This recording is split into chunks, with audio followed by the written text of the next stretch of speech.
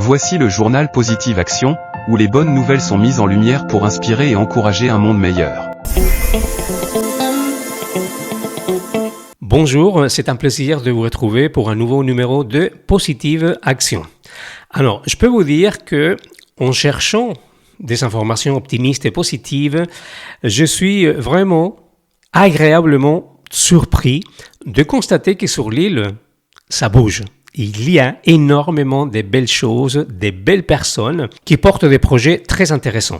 Que ce soit sur le plan économique, financier, sur le plan touristique, associatif, culturel. Mais c'est impressionnant toutes les belles choses qu'il y a sur l'île et j'espère contribuer à ma manière à apporter ces bonnes nouvelles. Je vous invite à vous également à me faire parvenir vos initiatives, à faire parvenir également si vous connaissez des choses intéressantes qu'il est important de partager, je suis prenant. Alors, vous savez que dans les médias traditionnels, on parle beaucoup de guerre. La guerre est souvent dans les médias, ils font la une, la télé, la radio, la presse écrite, etc. Dans ce numéro, nous n'allons pas parler des guerres, au contraire, nous allons parler des paix. Vous savez que ce week-end, il va y avoir lieu la journée internationale du vivre ensemble en paix. C'est intéressant ce titre en fait, parce qu'on vit ensemble. Mais est-ce qu'on vit en paix ? Ce samedi 18 à 14h, conférence Journée internationale du vivre en paix. Le vivre ensemble en paix est un état d'esprit, une école de la vie. Sa force est la connaissance mutuelle fondée, non seulement sur la reconnaissance de nos similitudes, mais aussi sur la conscience respectueuse de nos divergences. En cela, il ne suffit pas de tolérance, parce qu'on peut tolérer autrui en l'ignorant. Mais le vivre ensemble invite au fraternalisme universel qui conduit au respect. Et il n'est point de respect sans connaissance et reconnaissance de l'autre.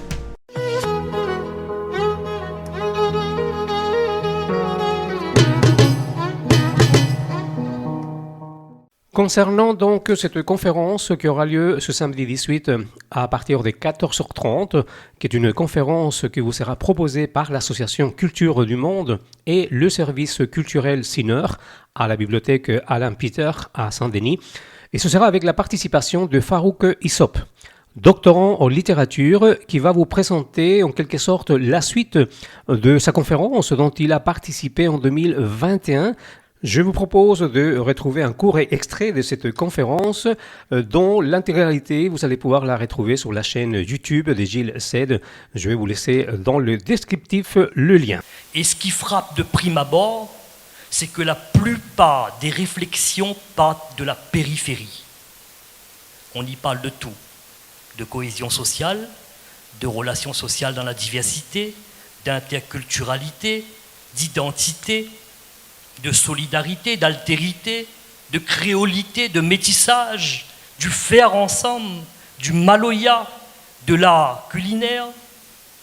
S'il est vrai que ce sont des approches intéressantes pour tenter de mieux comprendre les multiples expressions du vivre ensemble et qu'il faut saluer le travail effectué, il n'en reste pas moins que l'essentiel du concept est non seulement occulté par la réfraction de ses propres ramifications, mais plus particulièrement par les discours imprécis, les concepts peu clairs, les définitions approximatives. Nous sommes dans une époque d'approximation.